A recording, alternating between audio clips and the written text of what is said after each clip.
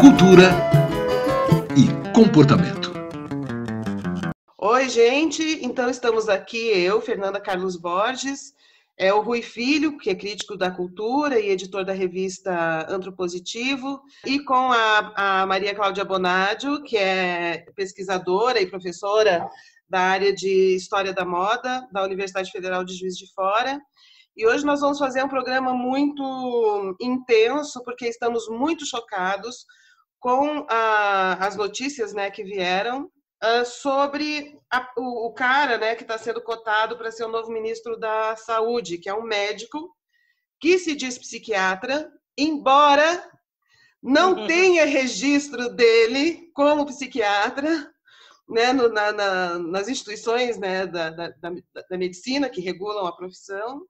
Circulou ontem, né, um vídeo que esse cara, ele fala, eu vi esse vídeo onde ele fala que as mulheres não deveriam ter direito ao voto, porque na medida em que as mulheres têm direito ao voto, isso bagunça o Estado.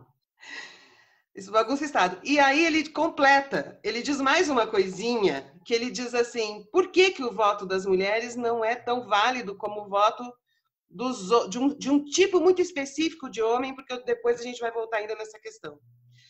Porque ele diz que para conquistar o voto de uma mulher, basta seduzir esta mulher. Então, a mulher vai votar no bonitão. Possivelmente ele estava falando isso se referindo ao Haddad, que é realmente muito mais charmoso, muito mais encantador, do que o presidente Bolsonaro, que é uma palha seca que não interessa a ninguém realmente. No entanto, eu queria dizer, antes de a gente começar a discussão mais profunda, mais filosófica e com mais questões envolvidas, que eu sempre votei no Lula. E vamos combinar que o Lula não era o maior galã da história. Eu não votei no Collor. Hoje o Lula até está mais charmoso, né? O Vitor transformou num senhor charmoso. Mas o Lula não era, e quando ele concorreu com o Collor, eu não votei no Collor. Eu sou mulher e o Collor, o saco roxo do Collor, não me seduziu em nada. Bom, mas antes da gente aprofundar essa questão, eu queria abrir então para vocês como é que essa história impactou para vocês, né, ontem. Bom, eu li também, eu não vi o vídeo, mas eu li, né, algumas matérias falando disso, e ele diz, né, que realmente a mulher é seduzível e que o voto da mulher, então, abala a democracia, né, e ele se refere ao Collor, que eu também não votei. Foi minha primeira eleição, em 89, né, e eu também votei no Lula, né, já naquele momento, eu era uma jovem, poderia ainda ser mais influenciável, né, mas eu acho que com essa fala, o mais impactante é que ele medicaliza a mulher, ele fala numa posição de médico, né, que é uma posição de autoridade, por mais que o título dele de especialista em psiquiatria seja questionável, ele faz uso disso, e muita gente acredita, para classificar a mulher como alguma coisa, como um ser humano inferior, né, como ele coloca a mulher nessa categoria, a qual ela ocupou durante muito tempo, porque a medicina, justamente a medicina, né, exatamente classificava a mulher desde a Grécia Antiga, porque ele faz referência, ele se empodera a partir desse discurso de quem conhece, né, então a filosofia a grega, a história da democracia na Grécia, e que ela excluía as mulheres. Só que essa mesma medicina lá na Grécia Antiga, né, ela também classificava a mulher como um homem que não se desenvolveu, né? Que é um pensamento que vai ser retomado no Renascimento, pela medicina que vem com o Renascimento, quando eles retomam, né, toda essa ideia de voltar para, né, conhecer, enfim, o que a Grécia tinha deixado de conhecimento, a medicina vai retomar isso. E a mulher, então, era vista como um homem incompleto, um homem que não se desenvolveu, né? E qual era o argumento? Que as trompas e os ovários, né, eles eram o quê? O saco escrotal e o pênis que se desenvolveu para dentro, né? Então a mulher não se desenvolveu completamente, então ela não era nem vista, quase que não existia exatamente essa categoria, né? Mulher, porque ela era um homem, né, que não se desenvolveu, um homem incompleto. Então me parece que ele se apoia nesse tipo de discurso, né, numa retomada de alguma coisa que foi por água abaixo, né? Já, se eu não me engano, aí no século XVIII, ainda que a medicina fosse muito cruel com as mulheres no século XIX, né, classificando as mulheres histéricas, etc. e tal, mas já se sabia que mulher era diferente de homem, né? Então, me parece que ele usa um discurso que, né, em algum momento foi aceito como eficaz, né, para, enfim, justificar esse tipo de fala, quer dizer, né, que as mulheres, então, elas então seriam influenciáveis, né? Então, quer dizer, e joga por água abaixo todas as conquistas do feminismo, quer dizer, aí a gente tem que voltar lá para a primeira onda feminista para explicar para esse sujeito, né, que mulher pode votar sim, mulher deve votar sim. Isso, não, e por quê, né? Eu acho que aí entra uma questão também que, assim, ó, no Brasil, o voto feminino, nós conquistamos o voto feminino em 1932, ou seja, não fazem nem 100 anos. Por que a importância do voto feminino? Porque voto te dá direitos políticos. E direito político não é só direito ao voto, mas você pode, por exemplo, concorrer a um cargo de vereador, de senador, você pode participar da vida política. Se esse cara, que é aluno do Olavo de Carvalho, que é o guru desse governo, e se isso é um consenso entre eles, se é assim, se fosse assim, se é que é assim mesmo, então a Damares sequer poderia ser ministra. Senão essas deputadas bolsonaristas sequer poderiam ter sido candidatas, porque é o direito ao voto que dá os direitos políticos de entrar no debate político, né? O primeiro país a aceitar o voto feminino, né, adotar, que as mulheres conquistaram o voto, foi na Nova Zelândia, em 1893, Nova Zelândia. Aí depois, na Inglaterra, porque as mulheres já estavam trabalhando e, enfim, em condições absurdas, né, nesse processo da Revolução Industrial, elas conquistaram o direito ao voto para ter direitos políticos e lutar pela sua qualidade no trabalho, né, qualidade no meio do trabalho urbano, em 1918. Parece muito tempo, mas não é, né? É uma coisa super recente, não são 100 anos. É tão recente ao ponto de ter gente questionando isso. Rui, você que é um homem, né? Como é que isso cai sobre você, né? A primeira é que não é possível pensar nessa história toda do voto feminino sem a gente lembrar das sufragistas e das lutas que levaram aos direitos feministas e tudo mais. Desconhecer tudo isso é de uma ignorância atroz. E aí eu acho que não adianta voltar para os gregos, porque leu meia dúzia de frases no Google, e dizer que está construindo algum tipo de pensamento relevante. Porque, obviamente, quando a gente lê o que ele falou, ele sequer tem noção do que ele está falando. A democracia grega que ele cita como exemplo é a mesma democracia que admitia a presença do escravo na sociedade. Claro que ela tem ganhos intelectuais em relação ao que seja a república e a democracia, a política e tudo mais, mas a estrutura de funcionamento dela, se a gente olha a partir de hoje, ela é assustadora, da mesma maneira. Curiosamente, na mesma semana, o responsável na Funarte, que é negro, se diz contra qualquer perspectiva de estudo de gênero relacionado à negritude e de política à população preta brasileira como algo específico e fundamental.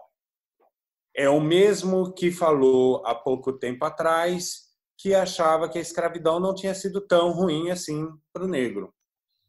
Então, é óbvio, eles defendem essa mesma sociedade, onde a mulher não existe, onde o escravo é permitido, etc, etc, etc. A gente poderia ficar horas identificando o que eles estão tentando fazer com a gente.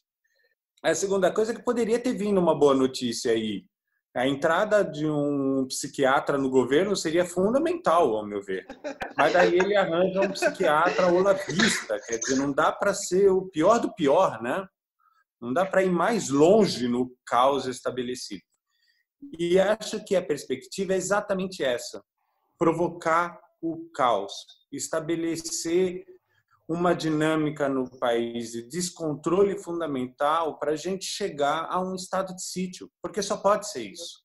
Eles têm todas as pesquisas em mãos, como nós temos, pela mídia e pelos institutos e pelos próprios partidos e as pesquisas que eles mesmos fazem. Eles sabem que as mulheres são os maiores eleitores brasileiros. É a maior fatia do eleitorado brasileiro é a mulher.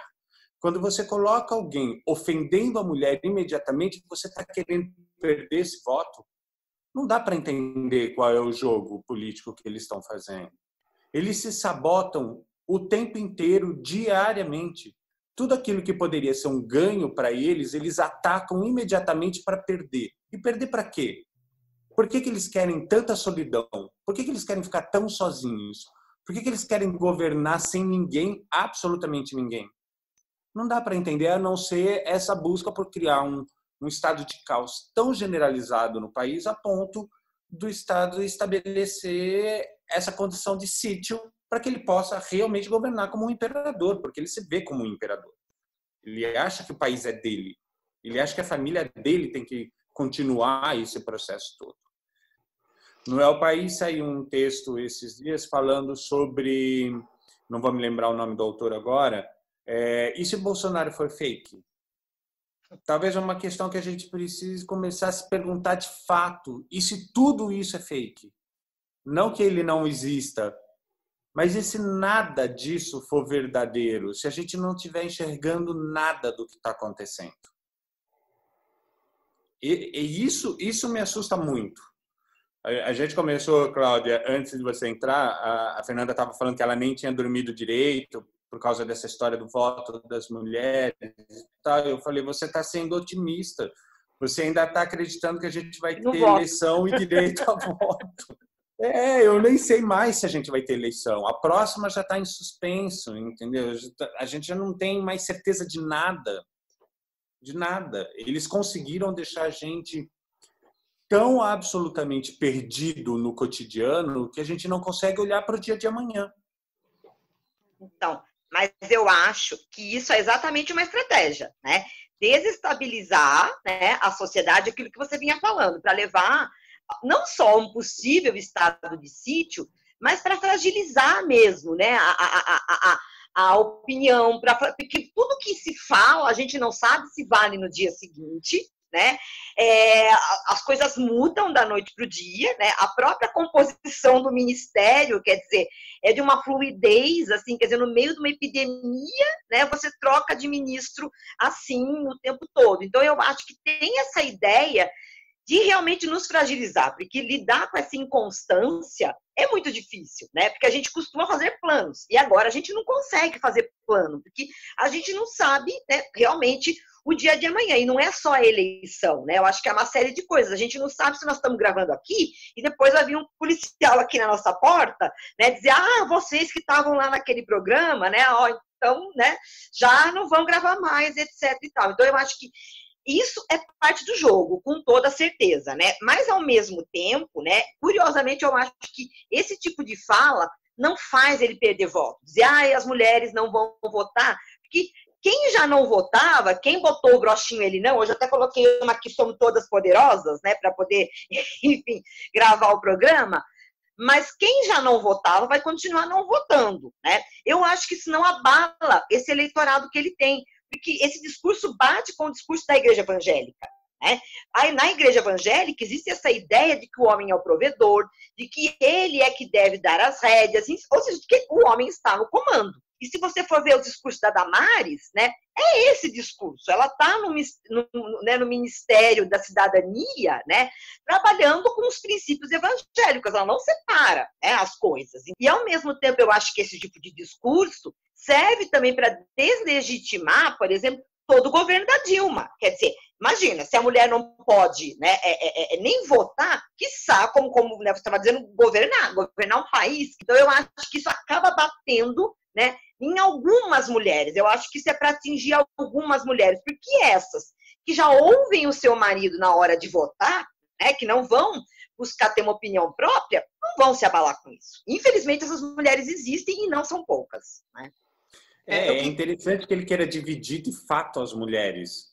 o que pode ser apenas um jogar ao vento, apenas para causar problema, dificuldades para a gente no cotidiano e tudo mais, ele consegue pressionar o centrão e isso se torna de fato, entendeu? Quer dizer, porque agora a gente já viu que o governo vai se dividir em dois, entre os evangélicos e o centrão. Voltamos ao pior dos estados, né? Quer dizer, em três, né? Porque tem toda a ala militar ali dentro. Entendeu? Então, quem disse que amanhã uma ideia jogada só para causar não vai se tornar de fato uma realização?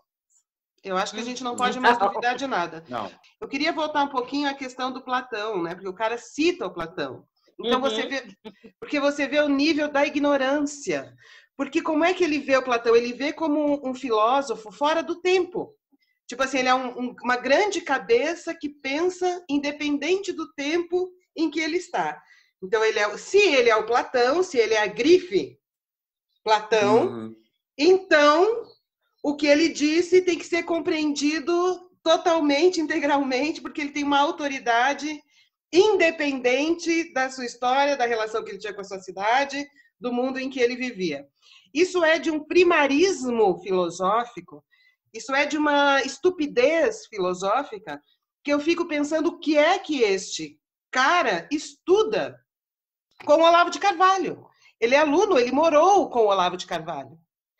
É isso que o Olavo de Carvalho estuda? Ah, o Platão era um gênio, então o que ele disse, tudo o que ele disse está valendo. Primeiro, eu queria dizer que o nosso público, a nossa audiência entendessem que o filósofo ele pensa no fluxo do tempo, ele está pensando com o seu mundo ao mesmo tempo. Ele não é um gênio que recebe uma inspiração transcendental absoluta. Isso não existe, não é assim que funciona.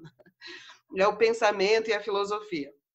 Aí quando ele fala que o Platão, que a Grécia foi a melhor democracia do mundo, onde é que ele tira isso, que a Grécia foi a melhor democracia do mundo? Os gregos conceberam uma democracia. Ela não foi a melhor democracia do mundo, ela foi uma democracia para homens, no sentido do masculino, livres, da qual não participavam as mulheres, os escravos e nem os estrangeiros. Qual foi a grande invenção da modernidade que essa gente olavista detesta? Foi a democracia para todos. Porém, ainda no início da modernidade, mulheres e pessoas escravizadas ficaram fora, embora tenha expandido um pouco, né? Tá.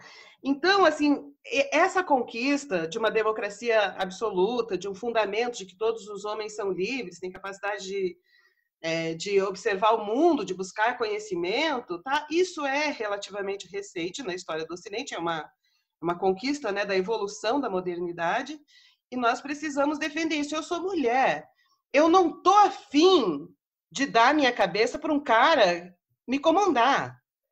Não quero. Eu quero ouvir o que os homens têm a dizer, os homens são pessoas como eu, mas eu não estou afim de retornar a esse mundo grego, onde as mulheres não tinham direito a voto, nem direito à participação política. Parênteses, as mulheres conseguiram isso porque as mulheres, depois da Revolução Industrial e depois das guerras, começaram a trabalhar nas fábricas, né? Então, foi isso que fez com que elas tivessem que se organizar para não serem exploradas como eram, abusadas como eram com relação ao trabalho. E para não perdê-las, né? Quer dizer, tem uma conquista delas e tem uma aceitação dessa conquista exatamente porque senão a mulher vai embora. Ou seja, não, elas trabalhavam em aqui, condições absurdas e não tinham os mesmos direitos que os homens com relação ao seu trabalho. Então, quando elas começaram a lutar por isso, assim, para ter direito a voto e direito político, foi para melhorar as condições de trabalho delas, que eram muito piores do que a dos homens. E aqui eu queria só pontuar uma coisa deste mundo grego maravilhoso, da democracia perfeita, que eu acho que, inclusive, a gente coloca essa questão um pouco hoje em tempos de pandemia. Para os gregos, como a Cláudia estava dizendo, a mulher sequer era considerada um humano, né? Porque para eles o humano era o homem que trabalhava.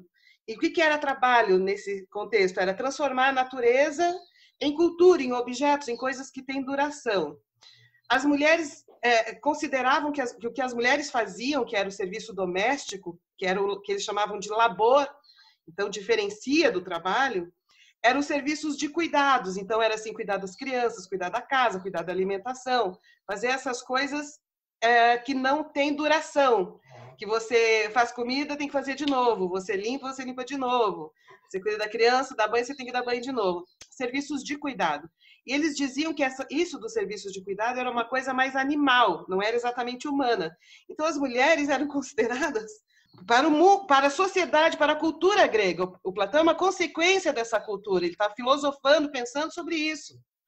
Entendem? Então, não é que o Platão inventou isso. Isso é uma coisa que aconteceu nos processos de organização da cultura. Eu não estou falando isso para vocês, estou falando para o nosso público, para as pessoas entenderem isso. A Silvia Federici, ela deixa isso muito claro no livro dela, chama O Ponto Zero da Revolução. Na medida que as mulheres foram conquistando espaço no trabalho, elas também foram conquistando o direito de serem consideradas humanas e não animais. Só que hoje, em tempos de pandemia, quais são os serviços fundamentais? O que é fundamental hoje? O labor, os serviços de cuidado, cuidar dos doentes, cuidar da alimentação, cuidar da sua casa, cuidar dessa base que sustenta a qualidade de vida. Só que isso não é atividade só das mulheres, isso é também dos homens. Os homens também estão se aproximaram do final do século XX, agora no século XXI, começaram a entender a importância do labor, de cozinhar, de cuidar das crianças, de cuidar das pessoas, né? Então, os homens também estão se aproximando do labor. E é momento da gente revalorizar o labor, assim, que ele tem o mesmo estatuto que o trabalho. Por que eu estou reforçando isso? Para dizer assim, ô babaca Ítalo Marcilli, o que nós temos que fazer hoje é revalorizar aquilo que era extremamente desvalorizado, que era o que as mulheres faziam na Grécia. Babaca! Você precisa aprender a cozinhar, a cuidar das pessoas, a se responsabilizar pela educação dos filhos, aos cuidados afetivos, aos cuidados emocionais. Isso tem que ter um outro estatuto. Ao invés de jogar a mulher para a insignificância, porque na Grécia eram elas que faziam isso, tem que revalorizar o labor e dar uma nova significação para o labor, não só como condição da mulher, mas condição humana, porque é disso que nós vamos precisar daqui para frente. Muito então, claro. idiota, babaca, cretino, vai estudar. Mas não vai estudar com esse imbecil do Olavo de Carvalho, que está te ensinando essas asneiras, que não tem a menor noção de nada, sabe citar alguma coisa, sabe articular algum pensamento, mas tudo que ele usa é enfeite para justificar premissas ou pressupostos ou preconceitos assim, os mais básicos, levianos, ridículos e pequenos que se possa imaginar. Então é isso que eu queria falar. Quando a gente olha para as profissões ligadas ao labor, né, elas ainda são as profissões, né, mais buscadas pelas mulheres. Infelizmente, é claro que pensando de uma maneira radical, né, esse tipo de pensamento, né, ele pode não estar presente de maneira crua, assim como esse cara coloca, né, como o Ítalo coloca, mas, né, a gente vive num universo de desigualdade. O papel do governo deveria ser o quê? Combater as desigualdades, que é tudo que esse governo não faz, porque eles já deixaram muito claro que existem categorias de pessoas, né? Qual é o indivíduo ideal? É o homem branco, conservador, bem-sucedido. Todos os outros, de alguma maneira, já foram desclassificados, né, por mais de uma figura desse governo. Eu concordo com tudo que a Cláudia falou. Só acho que o sujeito ideal não é só o homem branco, conservador, cristão, etc, etc, etc. Ele tem que ter, no final, o sobrenome Bolsonaro. Esse é o homem ideal. Entendeu? Porque é tudo para eles, só para eles, e no máximo, no limite da generosidade dele, para os filhotes. Os filhotes podem, o resto da humanidade não. Não é uma chacota que eu estou fazendo com ele. Ele deixa muito claro isso quando ele fala que ele daria o filé mignon para o filho dele, que seria embaixada nos Estados Unidos, ou seja, que ele faria qualquer coisa para que a família não se ferrasse junto à Polícia Federal. Quer dizer, ele deixa claro. Não há disfarce. É uma disfarçatez com a sociedade brasileira o tempo todo. Esse acho que é o primeiro ponto. O segundo, voltando à questão do labor, Eu acho que vocês estão falando é certíssimo, e eu acho que isso só vai mudar a partir do momento que a gente mudar a relação dos costumes básicos, de fato. Hoje, com essa questão de...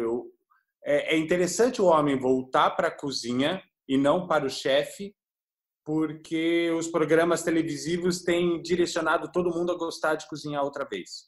De ser divertido cozinhar para a família. Com a família cozinhando e mostrar os seus dotes que a mulher antes tinha. Claro que há uma ocupação do espaço do outro. Eu concordo, Cláudia. Sempre há uma apropriação imediata do espaço do outro. Enquanto a mulher é civilizatória e o feminismo é esse processo de civilização da sociedade por inteiro, não é sobre mulheres, é sobre novos comportamentos, o homem é um animal. O homem é selvagem, ele devora, ele precisa estar na savana o tempo todo, distante espaço. Mas é interessante ver as pessoas trocando um pouco de papel. Na Espanha, recentemente, eu reparei numa questão comum na rua que realmente pulou na minha frente, que era os homens mais novos, os casais mais novos, quem sempre levava o carrinho de bebê era o rapaz. A mulher ia sempre um pouco à frente, linda, bem vestida, porque as espanholas são extremamente vaidosas. E a gente está falando de uma sociedade machista, de uma sociedade onde a presença do masculino é muito determinante. Né? Na cultura espanhola, o masculino é muito forte. Mas também a presença do reativo feminino na cultura espanhola é muito forte, com o flamenco, com tudo mais. E a gente vê com muita naturalidade a sociedade se transformando, no homem assumindo um pouco esse papel para que a mulher vá à frente. A mulher andar à frente é muito simbólico e muito inconsciente na sociedade espanhola, que a gente não sabe onde vai dar ainda. Mas é instigante ver que ou começa nas pequenas coisas ou não começa, ou piora muito. Então, gente, eu queria retomar de novo essa relação que o Rui trouxe, né? Foi você que trouxe, né, Rui, entre a questão da mulher e a questão do escravo, né? Quer dizer, não é qualquer homem, é um tipo de homem muito específico, não é o escravo. Isso me fez lembrar essa ruptura que teve do Paulo Marinho com os Bolsonaro, e que daí ele comenta, né, o comportamento do Bolsonaro. Enfim, aí ele disse que ele nunca viu o Bolsonaro dizer obrigado. Esse cara, ligado a esse tipo de figura social, de pessoa, né? Esse tipo de gente, eu ia dizer, ele reparou que o Bolsonaro nunca disse obrigado, que ele nunca viu o Bolsonaro dizer obrigado. Então, isso me remete de novo à questão da luta das mulheres e das pessoas que são escravizadas. Porque nos Estados Unidos, a luta das mulheres correu junto com a luta das pessoas escravizadas, dos pretos escravizados. Por que as mulheres começaram isso quem conta para a gente de uma maneira muito bem organizada, uma pesquisa imensa, é a Angela Davis, no Mulher, Raça e Classe. Então, ela conta que as mulheres começaram a trabalhar pela abolição, né, da escravatura nos Estados Unidos e a se envolver com isso e desejar isso. Só que daí elas entenderam que, em algum momento, elas não podiam participar das assembleias porque elas não tinham direitos políticos. Elas não podiam, por exemplo, fazer um documento pedindo assinatura e levando, né, para o Estado, para as assembleias, porque elas não tinham direitos políticos, então elas não poderiam lutar dentro da esfera institucional. E foi aí que elas começaram a entender a importância do voto.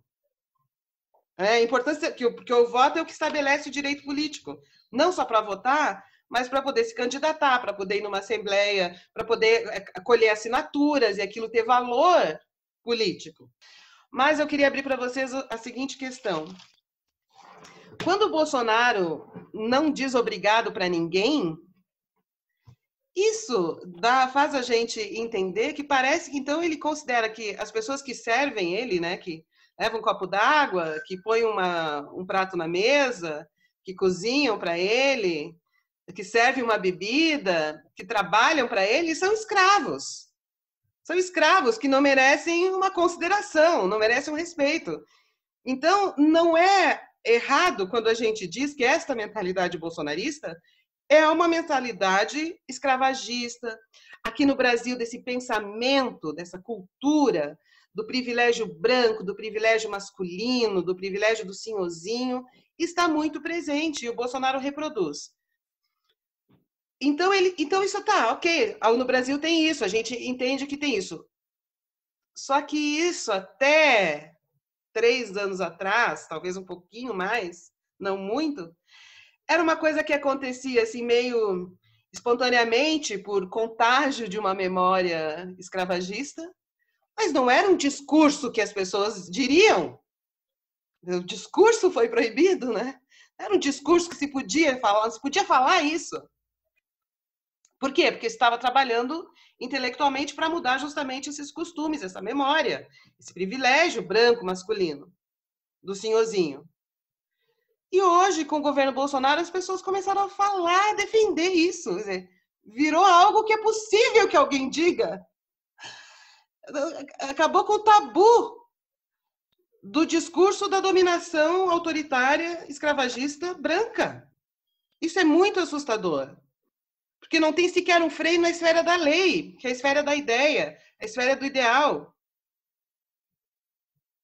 E eu fico muito assustada com isso. O que vocês têm a dizer sobre isso? Não ter freio, né? Não ter papas na língua, acaba sendo uma grande característica aí do Bolsonaro, dos seus filhos, né? De seus aliados. E que para muita gente isso é visto como uma grande qualidade. Tipo, o cara fala o que pensa, ele é sincerão, então a gente pode acreditar nesse discurso, porque ele não tem um discurso supostamente, né, de político, que, claro, ele mesmo acaba jogando por água abaixo ao fazer aliança com o Centrão, né?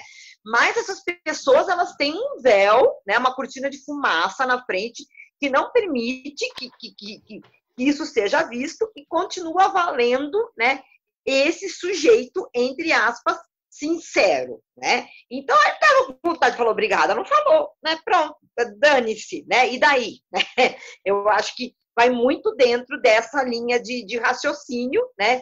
E que realmente era um tabu, né? Eu sempre fico me culpando muito por todas as vezes que eu achei graça e dei risada do Bolsonaro no CQC, porque ele parecia um maluco, e aquilo era engraçado, e eu falo, meu Deus, eu estava alimentando um monstro, porque para mim ele apareceu, eu lembro muito dele, né, nesse programa da Bandeirantes, né, e de repente ele, que era um deputado desconhecido, virou uma estrela exatamente por conta de falar o que pensa, né, e falar o que pensa indo contra tudo aquilo que, por exemplo, a Constituição de 88 garante, né.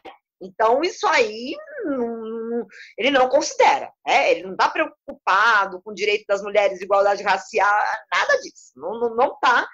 E, infelizmente, foi assim que ele se elegeu. Quer dizer, então, eu acho que ele não dizer obrigada é sintomático. E talvez seja até parte desse jogo político, né, que ele parece fazer baseado numa ideia monárquica. Então, assim, que ele é o grande rei, o grande senhor, né, e que tem que ser servido, e que esse tipo de conduta a gente vai lembrar das monarquias absolutistas, né? Então, assim, a pessoa não poder dar as costas para o rei, né, tem que ficar cumprimentando, não poder olhar para o rei, né, uma série de práticas que o Estado democrático, em tese, né, que isso teria desaparecido com o Estado democrático. Então, no pior do Luiz XIV, porque o Luiz XIV ainda conseguiu, né, sem querer elogiar o Luiz XIV, mas criar uma cultura do luxo na França, associar a França, né, à gastronomia, aí a coisa da própria moda, o turismo, ele investiu nisso. O Bolsonaro não investe nada no Brasil, mas investe, né, nessa ideia de que não só ele é um monarca que deve ser servido, como seus herdeiros é que vão, né, assumir o trono na hora que ele, né, não puder mais ou não quiser mais, etc. e tal. Porque, né, a gente pensa em outros governantes, eu não sei se o Fernando Henrique tem filho, quem é o filho do Fernando Henrique, para não dizer que eu falo do Lula, né? Assim, eu não sei, entendeu? Não sei quem é, mesmo o Lula, quer dizer, a gente não tinha essa ideia de uma família no poder. Então, isso tanto traz uma ideia, né, da monarquia absolutista, como da máfia, né, que é essa ideia do poderoso chefão que vai mandar a cabeça de cavalo, né, lá para o seu inimigo, né, enfim, para ameaçá-lo. Se a gente voltar um pouco para a história do Brasil, a gente vai ver que não é de agora que os políticos agem dessa maneira. A Lei Saraiva, promulgada e redigida pelo Rui Barbosa, a gente não está falando de um olavista, certo? De um idiota semi-analfabeto olavista. A gente está falando do Rui Barbosa. Propunha naquele momento em que escravos recém-libertos não poderiam ter participação na vida política e direito ao voto, de que a partir de um determinado uma quantidade de riqueza a pessoa poderia votar, então os pobres não participariam disso, e ele vai elencando uma série de medidas que faz com que a sociedade seja apartada do direito político. Sempre a política foi dessa maneira no Brasil. O que espanta é que a gente vivenciou a possibilidade de ser diferente por 2 décadas, 3 décadas. Mas eu não sei se, de fato, a gente chegou a construir alguma coisa, sabe? Eu fico me perguntando se a gente não se iludiu durante 3 décadas que a gente estava construindo alguma coisa, porque não me parece possível tão rapidamente a gente perder tudo, porque não é uma imposição, é um convite o que o Bolsonaro faz. E quando a gente vê uma quantidade imensa do país, porque quando sai na pesquisa que ele tem 30% do país, isso é um universo. 30% do Brasil são países inteiros que o apoiam sistematicamente e que não arredam o pé sobre nenhuma decisão absurda que ele toma. Isso significa que o convite dele não é para que as pessoas entrem, é para que as pessoas se exponham. Isso é muito triste da gente perceber, que a gente se iludiu que a gente estaria mudando o Brasil e que, no fato, a coisa não se deu, a mudança não veio. Quer dizer, porque a mudança, como eu falei, tem que vir do mínimo, das pequenas coisas, e as pequenas coisas é não agradecer, é não ter empatia pelo outro, é ser violento o tempo todo, é humilhar sistematicamente qualquer pessoa que não seja do seu apreço. O Brasil é formado não por brasileiros, o Brasil é formado por súditos que estão aqui para servi-lo. Então é óbvio que ele não precisa nem agradecer e sequer lembrá-los que eles são súditos. Isso já tem que estar claro no imaginário do brasileiro. Não é? Então, a gente está sempre na margem do horror, do caos estabelecido. Nós precisamos ficar muito atentos. Nós, assim que eu digo nós, o nosso público, as pessoas que ouvem a gente, que assistem os nossos vídeos, que acompanham na Rádio Madalena o nosso áudio. Essa turma bolsonarista, olavista, que é o guru desse governo, eles têm uma visão completamente negativa sobre toda a modernidade.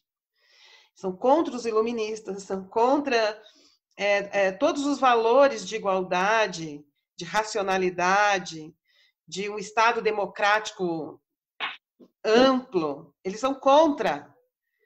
Então, eles têm um projeto de retornar aos princípios da Idade Média, como se fosse uma nova Idade Média, que tem pessoas muito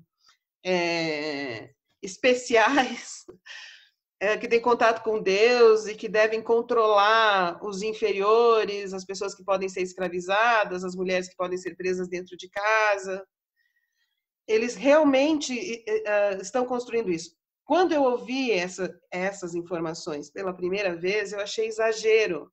Achei não é possível que eles estão querendo fazer de novo, partir o Brasil em partes e criar feudos e fazer uma coisa que vocês estão falando do reizinho controlando. Não é possível. Me parecia um absurdo.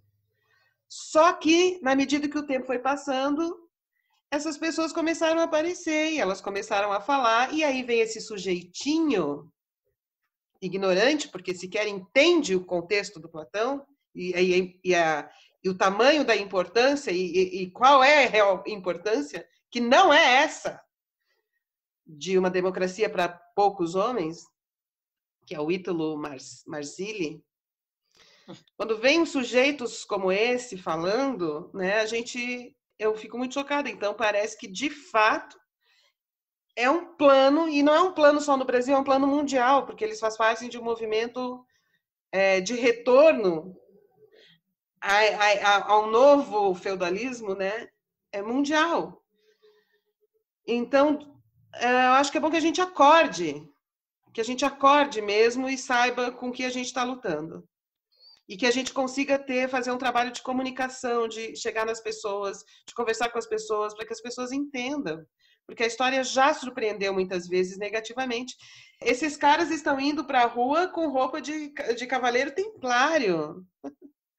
Vai fazer uma nova cruzada. Antes a gente ria, agora eu estou rindo porque é meio inevitável rir, porque parece tão patético. Mas eles estão no governo, com 30% de apoio, como disse o Rui. Como o Bolsonaro, em certa medida, ele age, né? Porque eu falei da monarquia absolutista, mas ele também recupera, não acho que ele tenha esse conhecimento, tá? Acho que acaba sendo intuitivo, né? Essa ideia do rei, né, que é um escolhido de Deus, com o qual nada acontece, então no meio da pandemia ele sai, ele abraça, ele vai sem máscara, ele faz questão de estar sem máscara o tempo todo, porque é como se esse corpo do rei, que é um corpo, né, diferente, que ele não é um corpo de qualquer indivíduo, ele é um corpo sagrado, né? Então ele não vai, né, se contaminar com essa facilidade, né? Eu acho que um pouco a gente percebe, né, essa prepotência também a partir disso, de se sentir um indivíduo muito especial, que sentir-se dessa maneira acaba criando para ele uma sensação ainda maior de poder, né? Que eu acho que é um dos maiores problemas, essa sensação de ser inabalável. É também um povo ditos súditos, né, súditos dele, que realmente agem pelo rei. Duvido que alguém, esses 30% estejam ouvindo a gente, mas se tiverem, pensem um pouquinho no que a gente falou, por favor. Eles vão xingar a gente nos comentários, chamar a gente de feminista pro sovaco peludo, cabeludo.